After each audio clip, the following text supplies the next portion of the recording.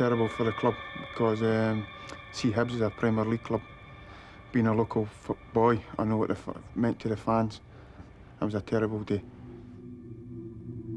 I think it affected everybody. You know, you think of yourself at first, then it goes to the fans, and it goes to all the people who might be out of job at that time. You know, the catering staff and the people who work in the club and stuff like that. No, it was a massive blow to me personally. It was a horrible feeling. Support had been different class all season, even though we had been struggling, and it was just, as a squad, we felt we had let the fans down as well, and I think that did spur us on to go into what we've done this season. Vive l'Écosse! Vive Hibs et vive la France!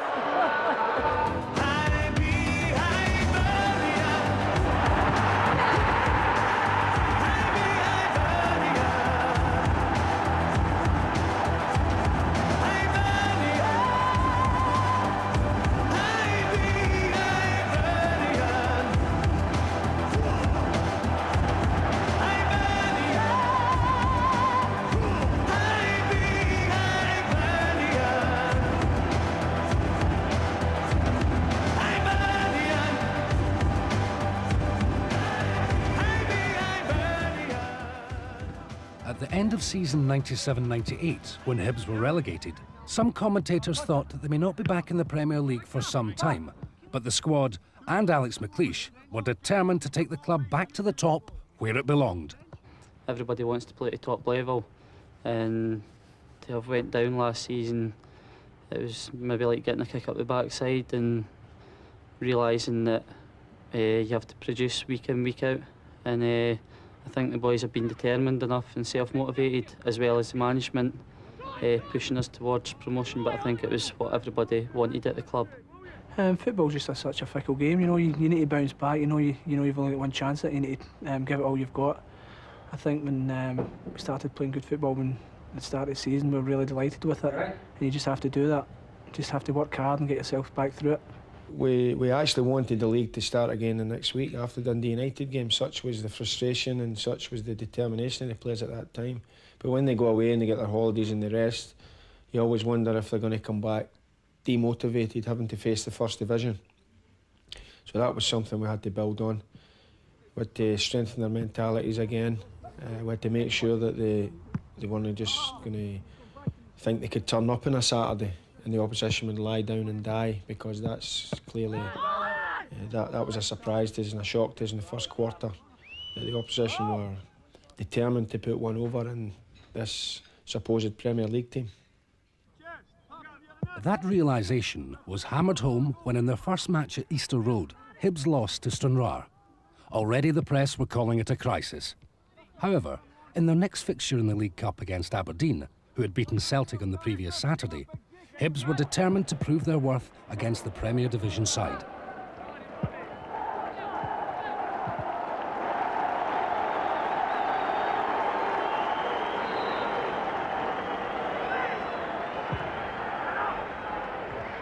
Just touched away again, and it's just still there. Rennie coming into the play, McGinley running on the outside. McGinley taking up very good position again and wins the corner kick. John Hughes come up to battle again. He is right in the middle of the box. And there he gets his hip to it.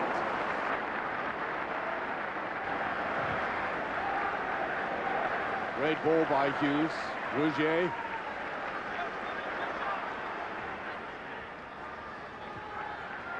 Rougier comes up again, neat little touch on. Crawford gives the support. Got to be a bit of loft in that in there. McGinley. And he touches it and he scored. No! It was almost over the line, and I think Leighton had lost that.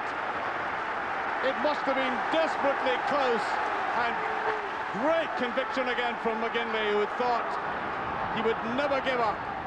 I think every player was up for that one. We wanted to show that Hibs should have been in the Premier League, although our season before didn't merit it. We felt we were good enough, and that game was one that we were desperate to show the people in the country that we were good enough to be there.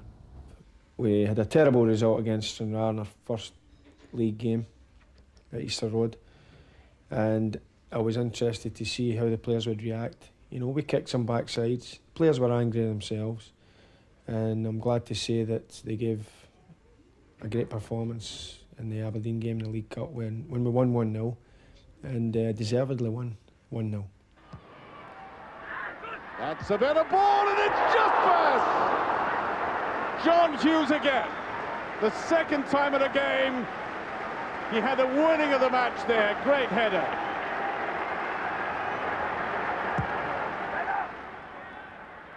Across there, and there's the touchdown.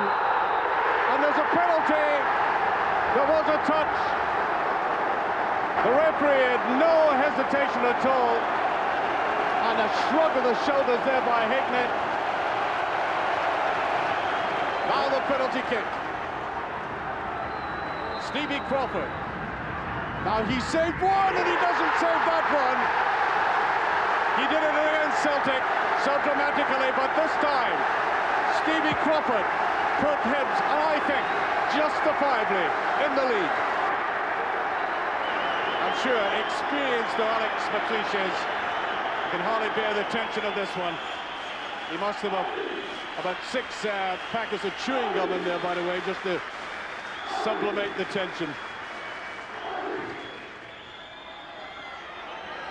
We're very close to the finish now. I make it about 30 seconds or so, if the judgment of stoppage time was correct.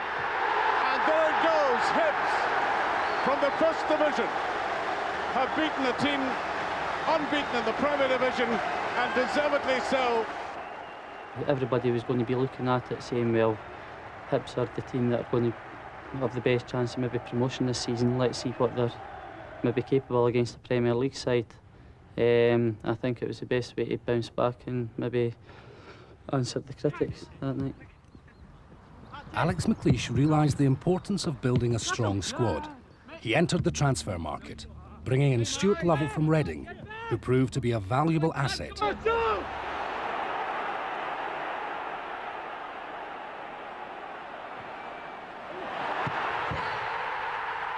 I think the expectation was very high at the start of the season. We weren't playing particularly well. There are a lot of new players in the team, and invariably it takes a little bit of time for players to gel. Although the vibes weren't that negative, but there was a definite feeling around the place that you know, the lads wanted to get promoted at the first attempt. I think that the expectation was very high, and the players just wanted to get off to a very good start to the season to make everyone aware in the First Division that we were going to be running the show. However, other results were not as convincing, and despite being expected to win most games, victories did not come easily in the early part of the season. For example, after leading Clydebank, the match ended in a 2-2 draw. Such results were disappointing enough, without the knowledge that there was always going to be pressure to succeed from outside the club. I knew the players would have to have strong mentalities, and we said that for day one in the dressing room, because any adverse result in the press would have a field day, because everybody at that time, there was a faction against the board, and it would just give them ammunition. Even a draw was a disaster, and there was some cruel headlines at times, but they were pinned up on the notice board, and it's nice to look back on them now, I must say. And if they serve as motivation, then good. But I think more importantly, it only increases your resolve and determination to do better. For the players that have never been there, it was hard. Like myself, been there and a few others, we know what it's like and we know how to get out of it. The players that hadn't been there, it was a bit of a culture shock going to the places like Stranraer, and it's a case of you just get your head down and get on with the job. It's to be done. Alex McLeish knew that to be successful, he would have to strengthen the squad. One of his most valuable signings was made in September when he signed Miksu Patalainen for only £75,000 from Wolves. Sometimes you'll bring in players and you bring them in potential, but I knew what Patalainen could do. He'd been over the course before, and I knew his strengths, and I felt that his strengths were something that Hibernian badly needed in the First Division. Well, I think he knew what type of player I was, and so he just said, "Play your normal game and hold the ball up, and then fight for all the headers, and make sure that the ball doesn't come back straight away." And so more or less, he just told me to play my own game and try my best.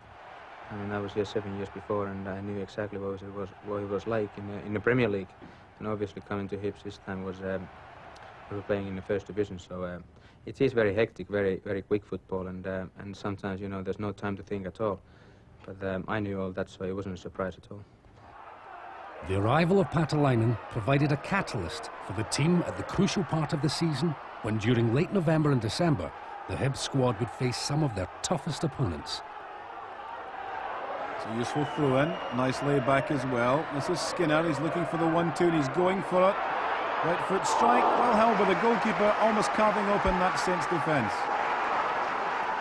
Can they do something here from the set piece? Skinner making signals, there's a man running away from the ball, over the top it goes, headed up in the air, still not properly cleared, the goalkeeper flaps it at McGinley, tries for the far post, there's a free header, it's there! They've got the breakthrough, Stuart Lovell putting the high bees in front. Skinner. For movement up that right-hand side of the famous Easter Road slope. You may find it here. This is Lovell. He gets the 1-2. Can he finish? He can beautifully. What a strike. It's Stuart Lovell at the double. And certainly I was a new player here, and I didn't set the world alight for the first few weeks of the season. It does take people time. The manager brought in 2 players fairly early in the season, Mixu, Patalainen, who we needed, I felt, as a target man. I was playing up front with Stevie Crawford, or Barry Lavetti was playing as well, and none of us could be considered to be out-and-out target men, so that was an important decision that the manager made. Alex McLeish knew that December would be crucial to the promotion hopes of Hibs. He normally focused on the opposition in isolation. However, during that period, he changed his normal strategy. There is the importance of one game at a time, but there's also, I think, a case for grouping games. You know, if you look at the Germans when they go to the World Cup or European Cup, any big national country, they plan for at least semi-final stage. So to get to that stage, you've had to win 4 or 5 games. So I thought, well, that's the way I'm going to approach these games over the New Year period, Christmas and New Year.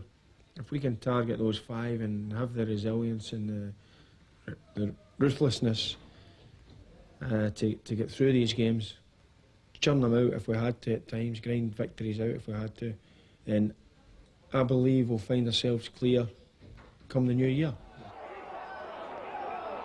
Morton trying to break up fields. Nice touch here by Kevin Thomas. Gets the 1-2 with Twaddle. He's going all the way. Showed too much of the ball there. Pat McGinley slicing the defence. There's a chance on here for Crawford. Can he finish it? Runs the goalkeeper. Coolly taken. Stevie Crawford into the back of the Morton net. Nice laid back. Here's Justin Skinner. Gets the head down. Can he split the defence? He has. Patalainen holding off the defender across the face. Must be off the line. No, he's given it. John Robotham says a goal, and Stuart Lovell says thank you very much indeed. Patalainen's flick on. Mrs. Lavetti. Good support. Force wide. Crawford doesn't get to it. Morton trying to break up field through Matheson. Full pass inside. McGinley capitalises. Patalainen.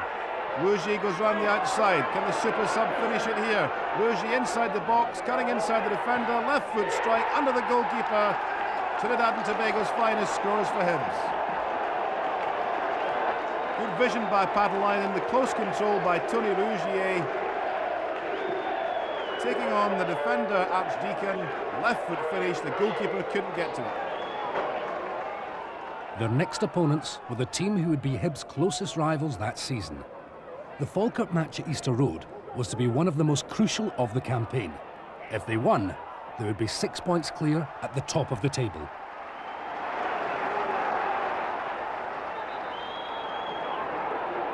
McGinley with a throw-in. Patalainen does well to get it back across the box, headed out. Falkirk trying to break downfield. Nice touch though. Derek Collins. Good dummy there by McGinley. Latapi opens up. Good shot.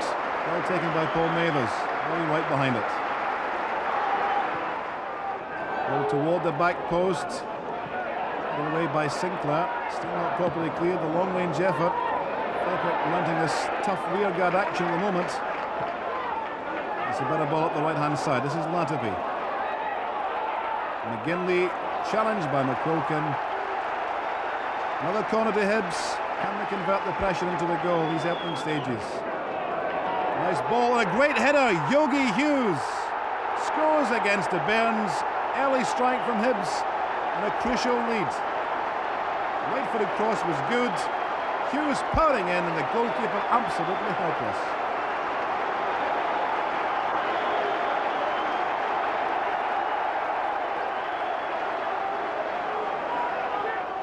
Still looking for something. Sharp being booed as a former Hearts player, of course. It's a bad ball. Could be punished for it as well. One off to the right by Crawford. Can he finish it? And a good save by Mathers on the 6-yard line.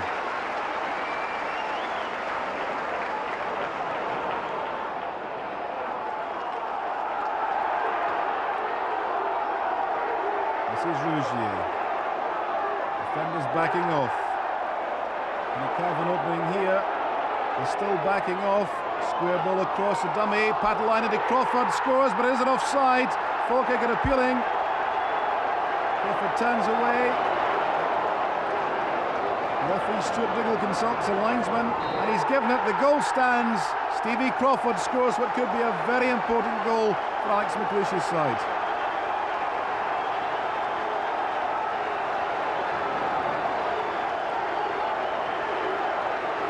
Stoppage time now. Falkirk in possession, but the Hibs fans calling for the whistle to be blown. And there it is, it's all over. The most important game of the season so far, and Hibs significantly come out on top, beating Falkirk by 2-1. Well, that's something again the gaffer put us fly for. He knew that everybody would be out to have a go at us, and he knew we'd have one or two hiccups along the way. But he says, be respectful out with, but behind the doors, when we're a team together, we stick together. He made a point in telling us he picked the 5 games that don't get beaten any, and that will see us over the Christmas.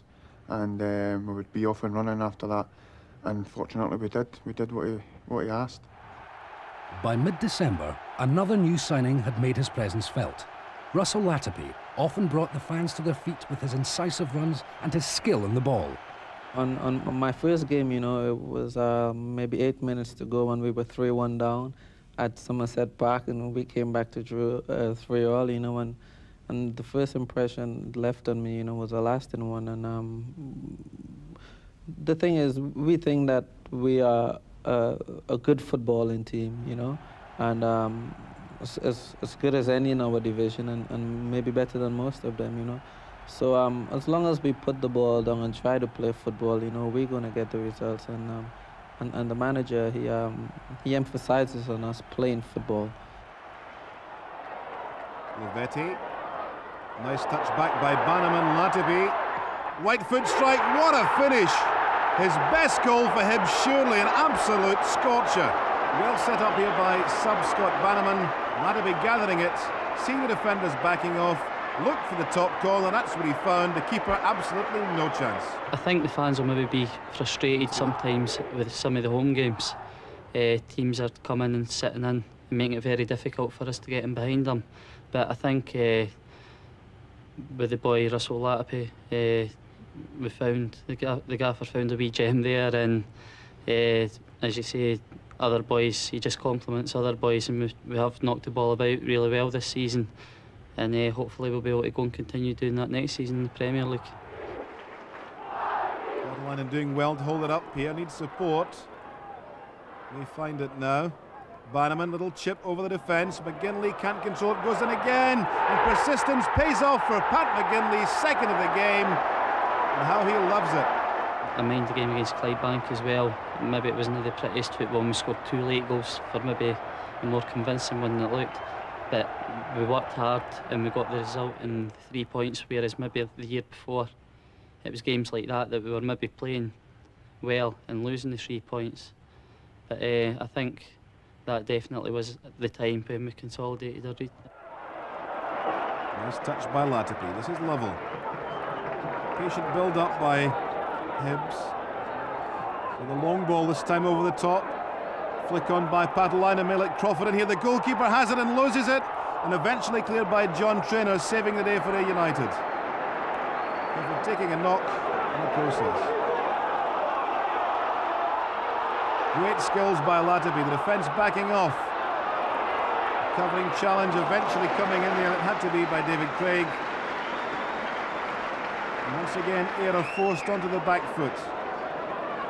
Latipi looking for the 1-2. There's the cross. There's a free header from Mixu Padulainen. Really ought to put that on target. He applauds the cross. He knows he should have done better.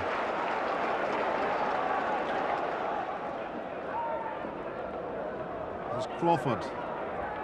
Train under pressure from him. Nice turn by Crawford. Good skills. Can he deliver the cross? It's a low touch. A dummy by Lovell. Padulainen can't get the shot in.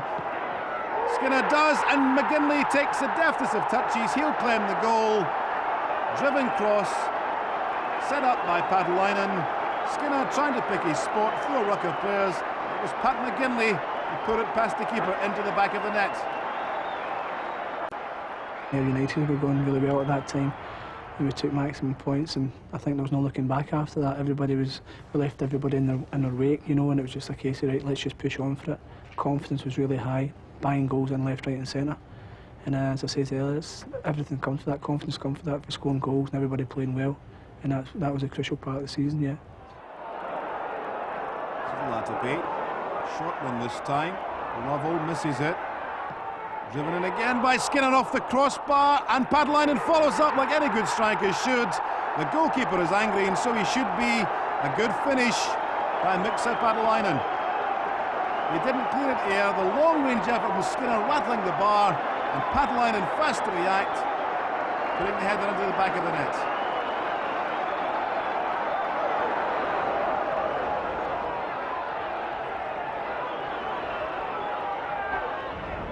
Padulainen in his own half this time. He's worked very hard. There's a break on here.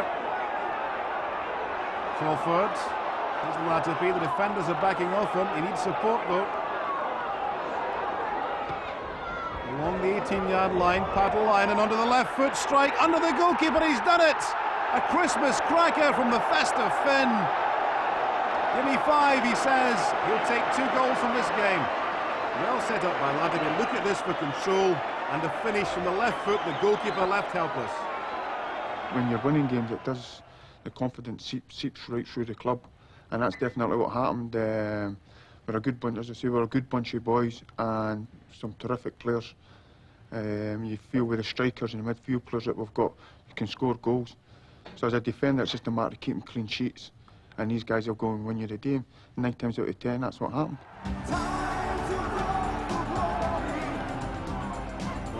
Top. Ginley chipping it in again.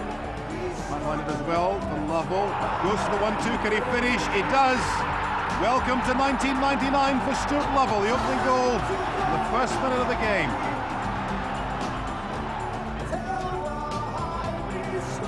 Off the referee, but unfortunate for waste. This is McGinley. Good strong run from midfield. Can he go all the way? He can. Pat McGinley. 2-0.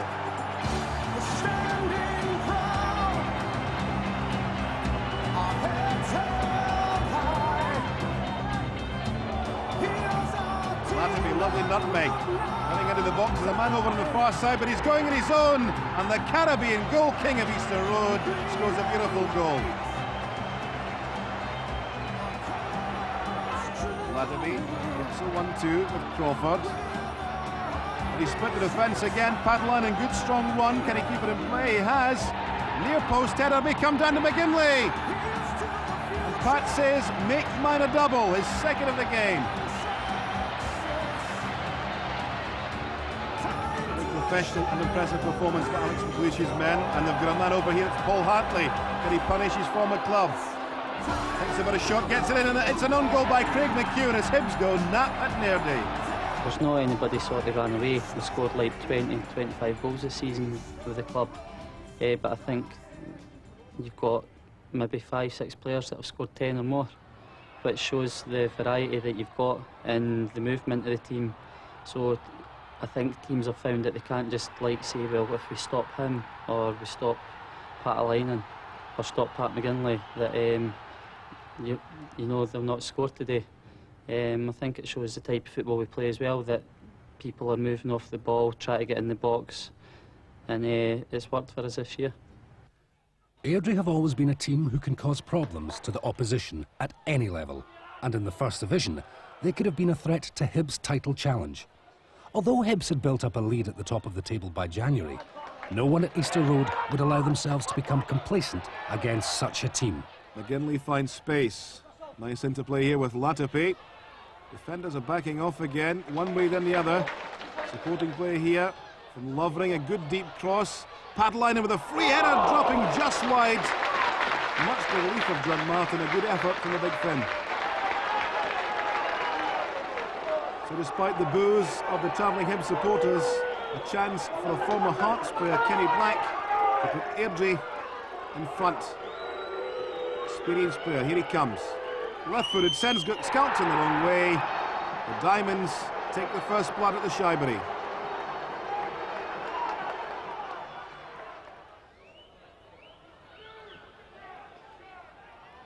Sanderson taking the kick out, but it's met stolen by the head. There's a chance on here. Paatelainen going round. Can he finish?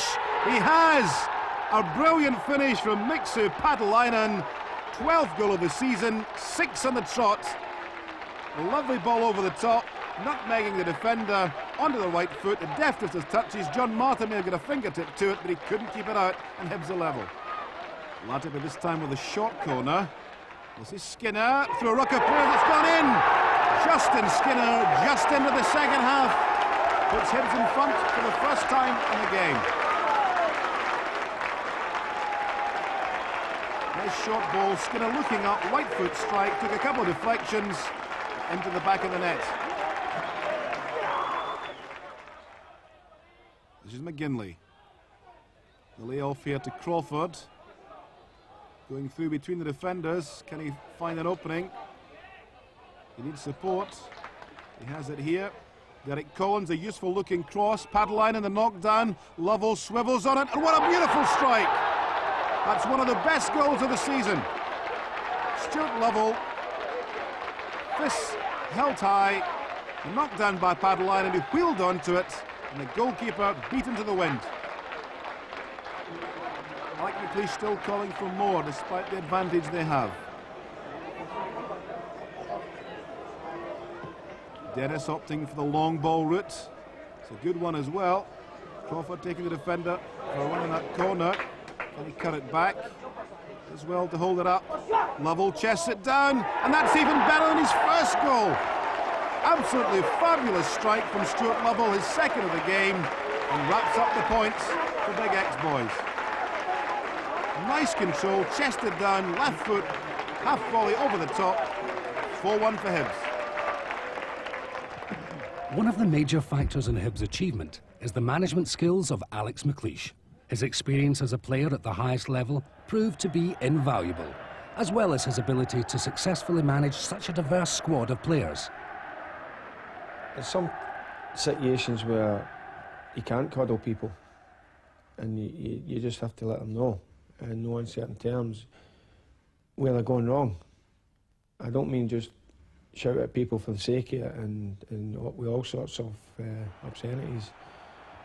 I think that you have to explain, but in a firm way. I think it's actually a test of people's character. Did he go out in the second half and say, I'll show the manager? Or did he curl up and die? Because if they think I'm bad, then once they have a bad game in front of the crowd and the crowd start to get in your back, that's 10 times worse, believe me, it's 10 times worse. So it's all character building, and it's about getting strong mentalities and being able to withstand criticism We want people to take responsibility. We don't want them to blame somebody else or blame the weather or blame the studs were too long. We want people to take responsibility, hold their hands up. But after they make the mistake, it's what they do afterwards that's the most important thing. There's so many things about him I like, you know, but maybe the thing that I like the most is that he's approachable.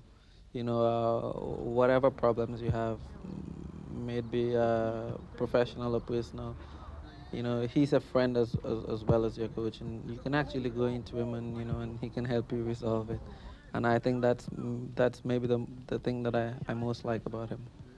His man management's very good. You know, he makes a point of keeping the players informed of his decisions, because a lot of managers I've played for, they read the team out, they say this is the team, and if you've got any problems with it, come and see me on Monday.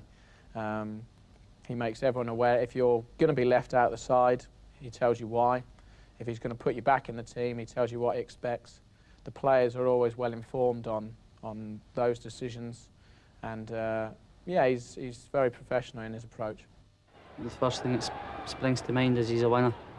I think you look back when he was a player, and you look at any video clips, he's always shouting at his players. It's just the thing that he's got in him, the inspiration to want to win. He's like that on the training ground every day. He wants the maximum from his players, and he doesn't let the standard drop below the 100%. If you don't give him that, he's not short in telling you. But both him and Andy Watson, Donald Park, they've played their part in it throughout the season. I think you're right what you say. The manager knows when to ball and shout at players, give them the kick up the backside, or also maybe put the arm round them and try and get better things from them that way. That determination to win had been shared with the whole squad. February brought the third clash between Hibs and the club which was desperately chasing for the title. The Easter Road side had not yet lost to Falkirk, and with continental stars like Frank Soze and Alex Marinkov making their debut, the tie at Brockville would be no exception.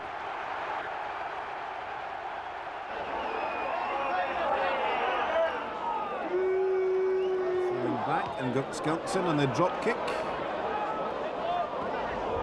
Missed there by Den Beeman. There's a half chance here for Crawford as the defender slips. Crawford in goal, only the keeper to beat, and Mathers saves it, racing off his line.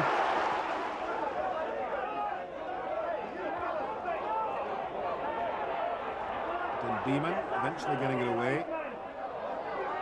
Falkirk trying to build the long ball over the top's a good one, and it's former Hibby crunchy Kevin McAllister gets away from the defender Collins. He needs some help here. He lays it back.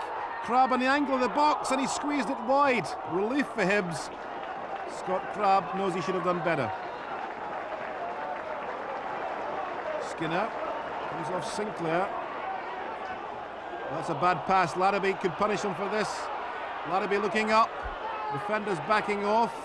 Looks for the 1-2, touched away by Sinclair.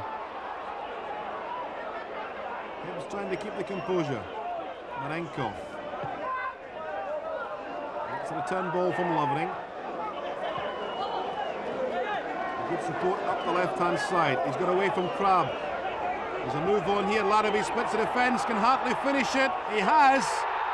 Falkirk appealing for offside, but Paul Hartley, well set up by Larrabee. That split the defence. Kept his composure and beat Paul Mathers.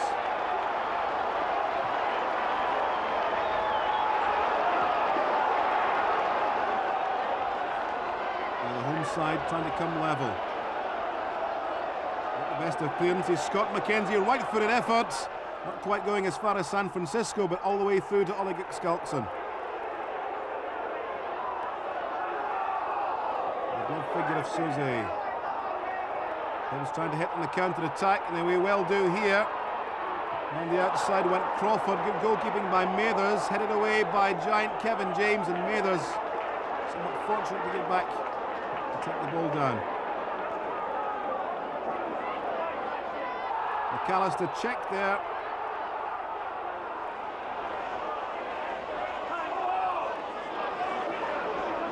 The ball again. And a free kick against Marenkov, despite the appeals to the referee. Useful position this. Scott Crabb and McAllister over the ball. Crabb takes it off the crossbar, making a touch on the follow-up. It's in, they've scored. Maureen O'Keefe pounces to put Falkirk level. Nice control by Soze, juggling it forward to Lataby. Well used to the Scottish temperatures. Can he turn the heat up here on Kevin James? Trouble eventually coming in there. Sinclair. Still in play, would you believe? And the break is on here for Maureen O'Keefe. Cutting across the defenders. Marenkov backs off him. Shipped in his stride there by Sean Dennis. And the referee will have a word with the Hibs defender. And booking into the bargain. And we have a replica free kick. Scott Crabb, two men back off. Crabb through, brilliant save by Guk Skalkson, and it had to be as well. Good strike, could be one of the most important saves of the season from Ollie Guk Skalkson. The strike was on target, and Ollie diving to his left, pushing it away. He takes a wicked deflection, headed out. Driven in again, this is Latapi, trying to find space for a shot, and he has. Good save by Mathers on the 6-yard line.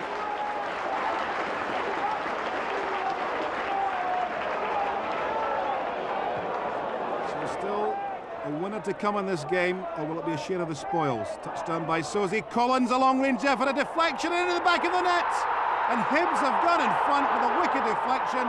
Derek Collins will take the glory. Nice flick there by Soze. Collins chancing his luck from about 30 yards. It actually came off Den Beeman, which left Mathers beaten all ends up.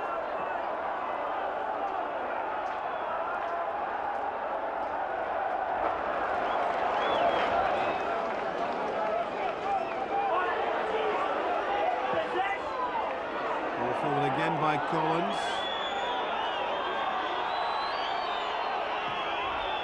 Inside the 9 seconds. And there it is, it's all over. A significant result. The second victory over promotion rivals Falkirk. That result virtually decided the championship. It was the penultimate match in an incredible unbeaten run in which Hibs won 21 games and drew only 3, scoring 57 goals in the process. It was one of the most successful sequences of results in the club's history. The run was incredible, scoring a few goals. Goals were coming from everywhere, not just the strikers. You know, it was a great feeling within the team. Everybody was hyper, everybody wanted to be in the team. If you never played well, you're out and somebody else was ready to take your jersey, and that's what it's all about. You just have to be, you're only as good as your last game. You need to just keep plugging away and make sure that you stay in the team all the time. The characters we've got in the dressing room wouldn't allow them to become complacent. You know, John Hughes, Sean Dennis are experienced guys. They've been there before, and they would drive people on. Pat Linen drive people on. Russell Latapi's got enormous pride. And some of the younger ones, like Stevie Crawford's now, for me, at the stage of his career where he should be becoming a leader in his own right. Because he seems to have been around for so many years, and yet he's still a young man. But my own character and own personality, and the guys that I have working with me in the backroom staff, Donald Park, Andy Watson, my assistant manager, John Ritchie, who's departed for Dunfermline. These are all motivating people, and they keep the dressing room lively. And if they need to lift things, then they can do it. If it's not my turn to do it, then they can do it. We've got a lot of people who can make those different contributions. The crowning achievement of that unity came at Firhill, when the long battle to win the championship was finally won against Hamilton in April. Difficult surface. Lataby showing good control though. Patalainen. Lataby goes for a turn. Good understanding between the two front men. He's away from the defender, keeps his balance and finishes. Great strike. No wonder he's being smothered there. Patalainen setting him up. Defender came across him, he kept his balance well, and from just inside the D, good white foot finish which left the keeper helpless. Crucial breakthrough for Hibs. Hibs in command, but looking to capitalise and secure it. This is Patalainen getting away, outstripping the defence. There's a man over here, Russell Lataby speeding in. Can he finish the getting back goal side? Left foot, and he has! A magnificent 7th of the season. That's a goal which takes Hibs back to the big time. Patalainen stretching the defence, Latabi busting through the middle. Defenders getting back, but the trickery of the Trinidad and Tobago man onto the left foot. The goalkeeper getting a touch, but he couldn't keep it out. The referee being urged to bring it all to an end. It's agony before the ecstasy for the travelling High B supporters. Anywhere will do. And a year ago it was despair from these supporters. Any second now they will burst into roars of delight because Hibernian are back in the Premier League. At the Hamilton game and coming off at full time, I'm still checking with the press that Falkirk had brought points. And when that was confirmed, yeah, it was relief because of the pressure that we were under. So when anybody is under a lot of pressure and things work out for you, then it's relief. But obviously we're triumphant as well. I was sitting in the stand because I was suspended for that game at Firhill, but it was an absolutely incredible, great feeling. All the boys, you know, no tears in their eyes, but it's just sheer relief that you're going to be back amongst the big boys again. You're playing at better stadiums, and playing in front of Celtic and Rangers fans is absolutely amazing for every professional footballer.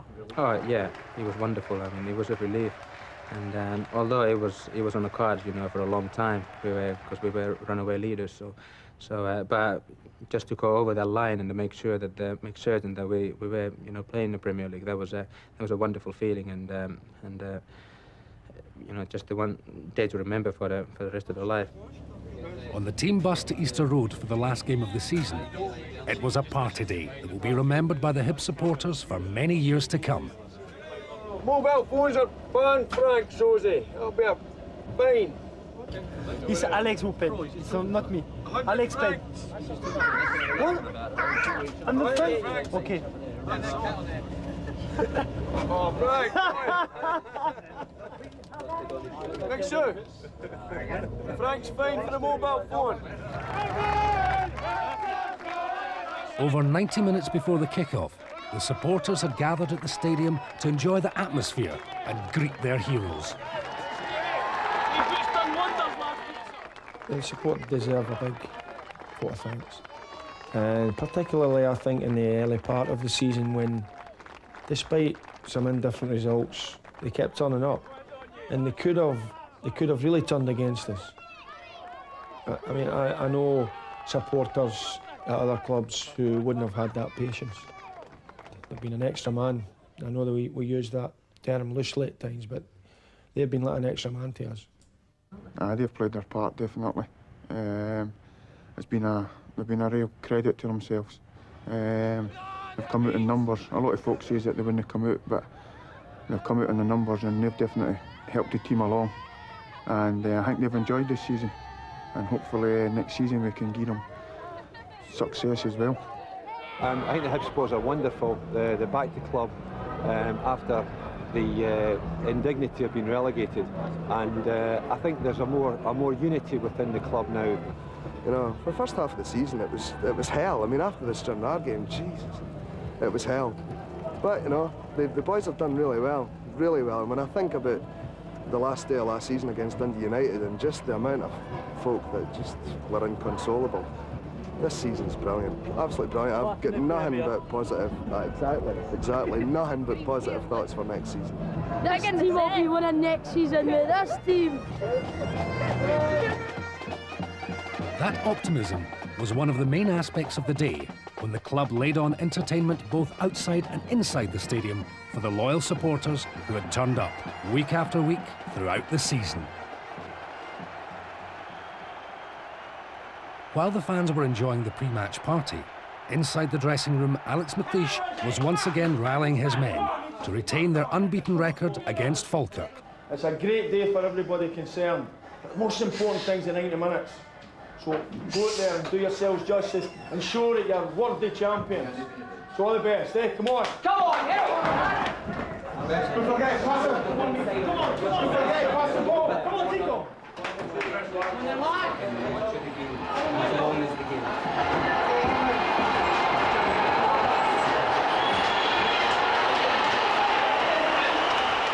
come the First Division champions to a tumultuous reception from a capacity crowd. To think just a year ago there was doom and gloom over this part of Old Wiki. Now once again there is sunshine and leaf. So can Falkirk be party poopers, having failed to get the better of Hibs in this season's previous 3 encounters? It's the ball played to Scott Crabb, making ground up that right-hand side. He's got a man going with him as well if he can find him, and he does. He slides it through, but in fact the referee's pulled it back. The whistle goes. He's given the Bairns a free kick. Chance to pile big men into the penalty area.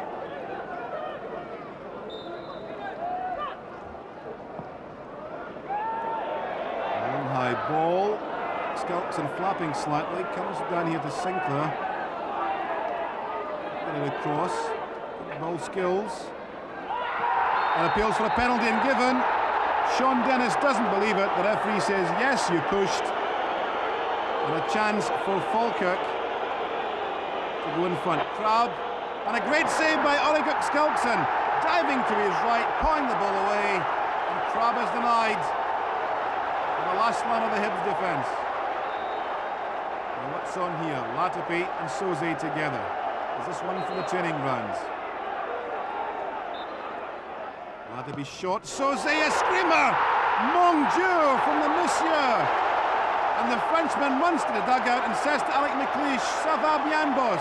How's that for a goal?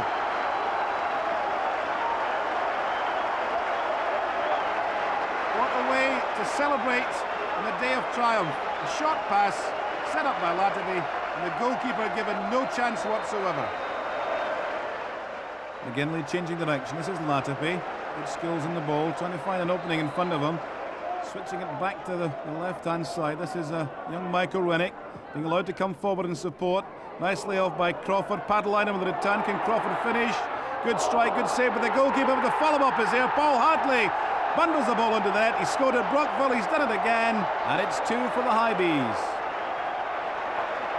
And this is the goal which sums up the Highbees season of triumph. Great football and great finishing as well. Paul Hartley, happy as a sandboy, uncorked the champagne, lads.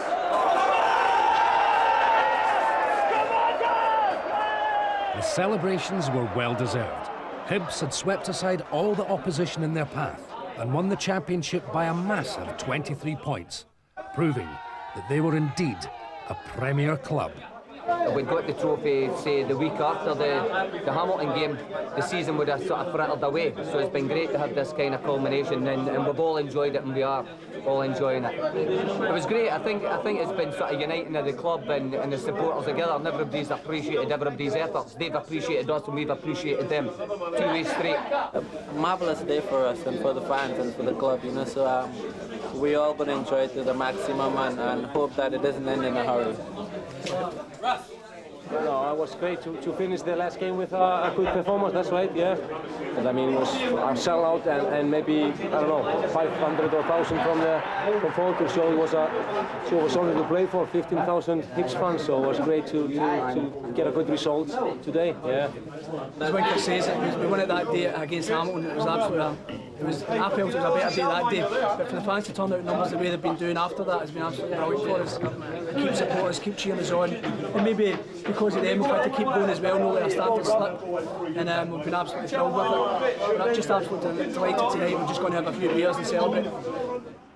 Oh, it's magnificent. When I first came here for Wraith, I knew I was coming to a far bigger club. And you don't realise until you're actually here and see the setup, what the club means and how big it really is.